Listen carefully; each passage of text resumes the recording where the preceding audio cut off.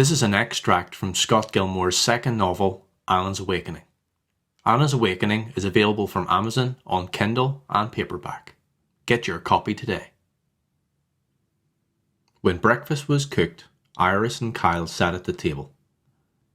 Iris started buttering the warm toast in her hand when she noticed Kyle sliding the notepad across the table towards her. He started buttering his first round of toast. "You can read it if you like. There's nothing in it you don't already know," Iris said, nodding towards the black notepad in front of her. "That's not how it works, darling," Kyle replied, using a wise tone like a man who knew better how the world worked. "But you were there, Kyle." "I was, you're right, but I'm not in your head. I don't see what you're thinking, what you're feeling, and why you feel that way, Iris," Kyle replied, using a more serious tone than before. "That notepad is yours. Those words are yours. And those thoughts and feelings are yours. They are not for anyone else to see, even Clara."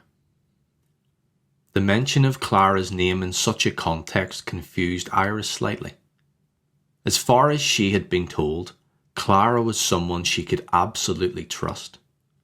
As I looked on, I knew precisely what Kyle meant. If he were able to limit the number of people who knew Iris's most private thoughts, it would be one less person to worry about if the security forces came looking for them. "It's not like there's anything top secret in there. They aren't classified." Kyle paused, setting his buttered toast on the plate, taking a few seconds to consider what he was going to say next. "Sweetheart, you don't know what is okay to share with others and what may be best kept to yourself." There was a pause between them as they sat. Iris's eyes looked down to the table where her hand thumbed the sides of the coffee cup clasped between them. Kyle's eyes never left Iris. He was worried about her, the girl he rescued from the barrel inside the warehouse. "There are still times when you talk in your sleep, you know." "I know," Iris added, agreeing with her guardian. Like a typical 17-year-old girl, she hated it when her elders were right. It was like conceding defeat to an enemy. "Remember, you're still only young. There's no need to rush into anything, like sharing what you put down in that wee book." "Do you want my advice for what it's worth?" Iris nodded, acknowledging what Kyle had asked while chewing a mouthful of bacon and egg. "Find a safe place, somewhere no one else would think of looking for that book, including me. Keep it there, and take it out only when you're alone. Fill it with whatever thoughts and feelings you have. Then, when you're older, and I'm an old man, you can share them with me, but only when you're ready. Okay?" "Okay," Iris answered, smirking and cutting a slice of bacon.